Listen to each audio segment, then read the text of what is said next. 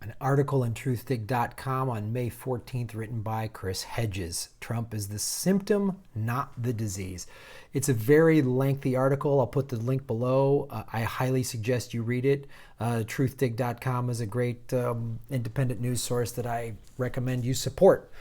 Along with this one if you can. I understand some people like, Graham, I don't have the money right now. Totally get it. There's so many ways you can support this channel. Let the videos play at the beginning, the ads. Like and subscribe and share it, and you can support on the Patreon for as little as $1 a month. It's $12 a year. That's what, three coffees at Starbucks. I really appreciate it. But there's many ways you can support. So follow me on Twitter at Graham Elwood. All those numbers help all of this. So what Hedges goes into, and many of you I know are Hedges fans, and you've even I've recommended Death of the Liberal Class, and many of you have read that. For those of you who haven't, I highly recommend you read it. And many of you have said, oh, Graham, if you like Death of the Liberal Class, you got to read this by Hedges and this by Hedges. And I'm going to try to read as many of his books as I can. But this is another reason to go to truthdig.com, is because he's a regular reporter there. And so he talks about,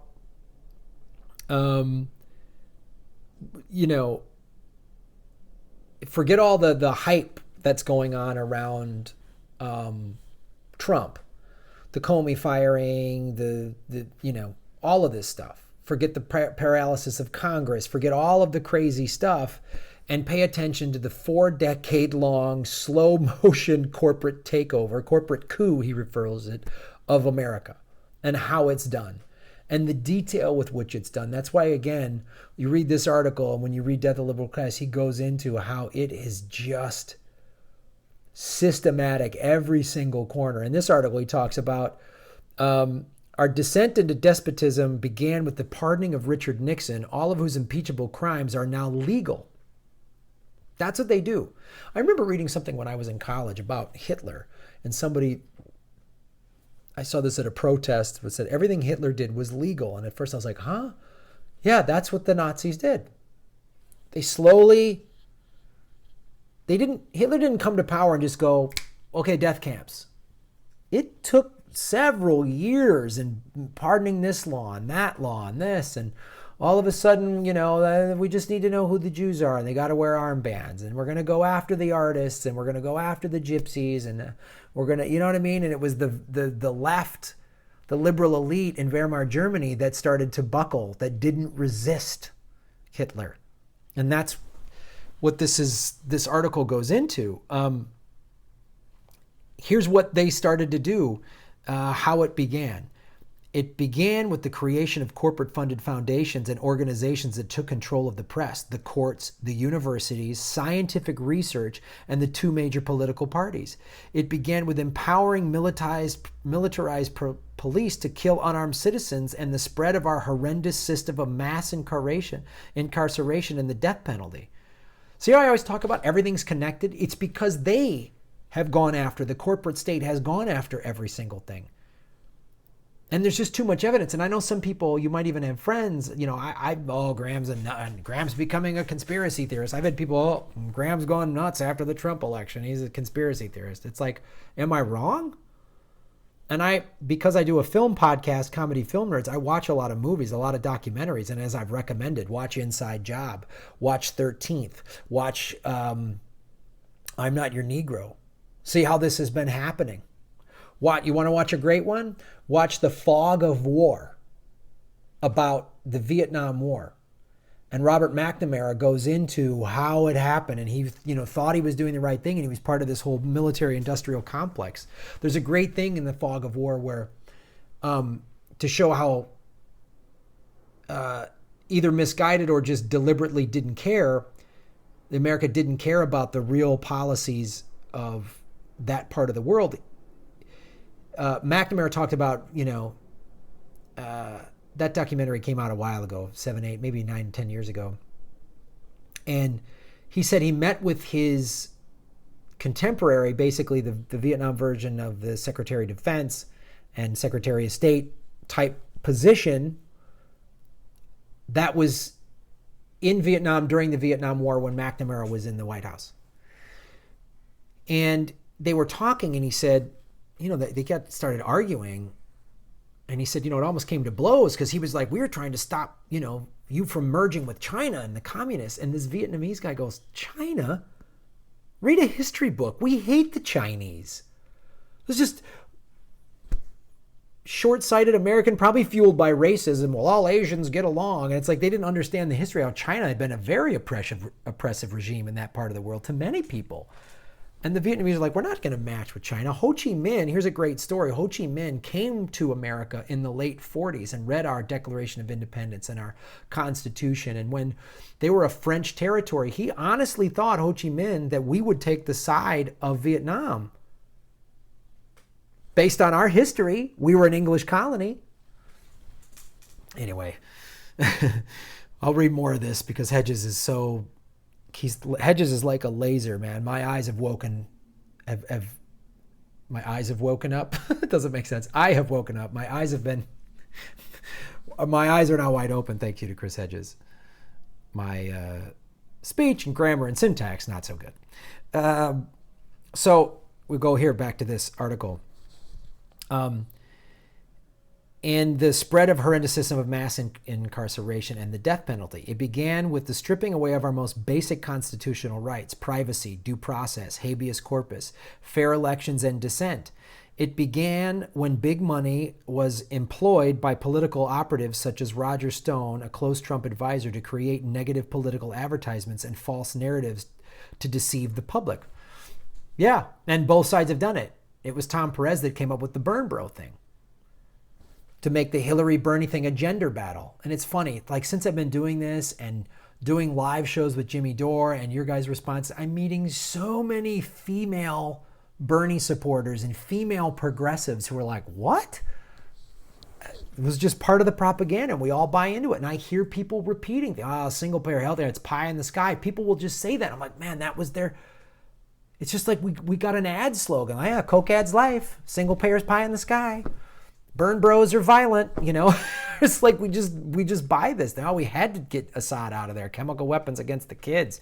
We had to shoot rocket. Like everyone just buys into it. And Hedges is talking about how it got.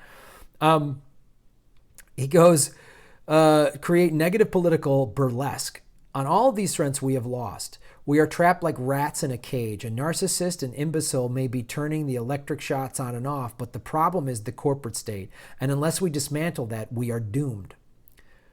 Quote, what's necessary for the state is the illusion of normality and regularity. America's best-known political prisoner, Mumia Abdul-Jamal, told me last week by phone from the prison where he is incarcerated in Frackville, Pennsylvania. In Rome, what the emperors needed was bread and circuses. In America, what we need is the housewives of Atlanta. We need sports, the moral stories of good cops and evil people, because you have that. There is no critical thinking in America during this period. You have emotion only. That's why you see, I've seen these arguments by people on Twitter when I'm like, this is why I don't like the corporate Democrats. And they're like, you're supporting Trump. You're Graham, you're part of the travel ban and the wall. And it's like, well, first of all, no, Trump is evil. There is no travel ban. Courts have blocked it twice. There is no wall. Hasn't been approved. There's the fence that Obama helped build. There's the private prisons that Obama built and that Bush built. That's why, and this is what talk about the bread and circuses. That's why we're all been out of shape over, Deflategate or Tom Brady's jersey and the Real Housewives and that, because they don't want us paying attention.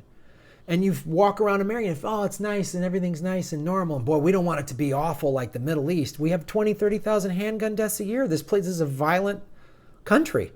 Kids are gunned down in school. Your kids aren't safe in a small town elementary school. But we're all drinking the Kool-Aid that America's so great. Because if you have that, then there's no critical thinking in America during this period. You have emotion only. When I look at someone who is demonized, I can do anything to him and her. I can do anything. That's how the state works, by demonizing people and putting them in places where they're virtually invisible.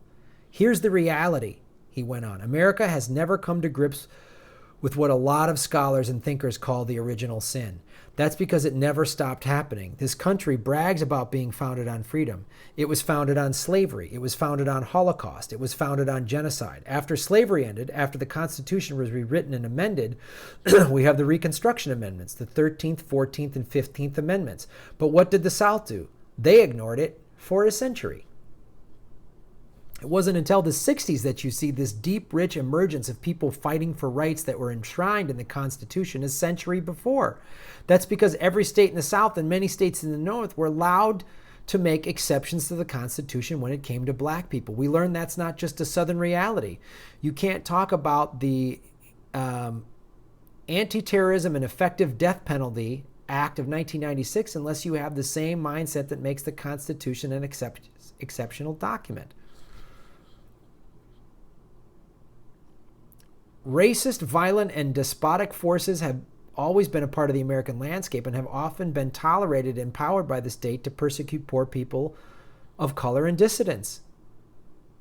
And these people are denied. That's why we make immigrants.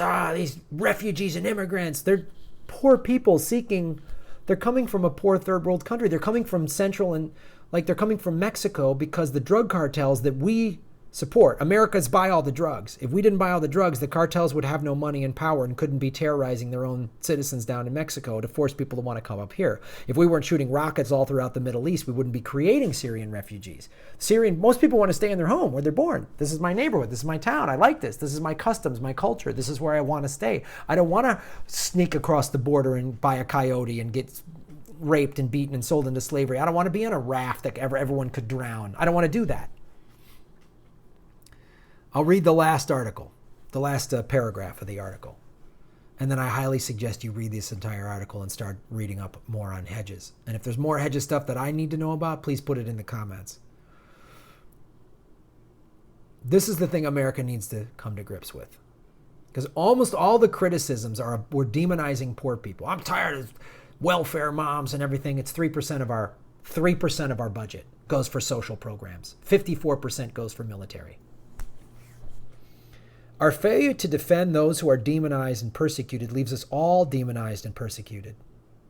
James Baldwin said a lot of that in I Am Not Your Negro, that all Americans are sick inside because we've been taught this and we've played along with this. I'm sick. Our failure to demand justice for everyone leaves us all without justice. Our failure to halt the crushing of unpopular movements that stand unequivocally with the oppressed leaves us all oppressed. Our failure to protect our democracy leaves us without a democracy.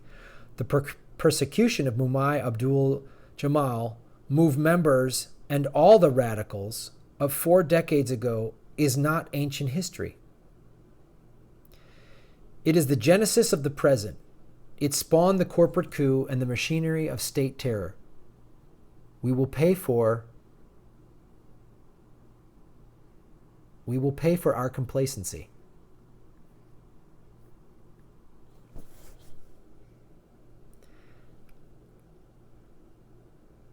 If you're watching this show and other independent media on a regular basis, you're probably no longer complacent. Maybe you haven't been complacent for a long time, or maybe you just started to wake up. But this is why we have to all get involved, and we need to call bullshit and injustice wherever it is. And if we vote for someone who then does some bullshit, we need to be even louder that they did something wrong. Like Kamala Harris, who I voted for this past November. She doesn't want purity tests. She doesn't feel like she should have prosecuted Steve Mnuchin. Little things like that. When the poor are demonized, welfare moms, bootstraps, all those little words, that's the corporate machine getting us all to think that way. And it starts with us getting as much of the honesty, pulling the wool off of people's eyes and admitting and saying, yeah, I missed that. I dropped the ball on that. I was wrong on that. And here's how we can all fix it. That's what we need to do. And get after progressives and get them out there and support them. And if they're not doing it, be one yourself. A lot of you guys seem like you're pretty educated and pretty informed. Maybe you should run for school board president. Maybe you should get out there Maybe you should fight the power. Thanks for watching. Like and subscribe. Patreon links below. The article is below. And let's all fight complacency within ourselves and each other.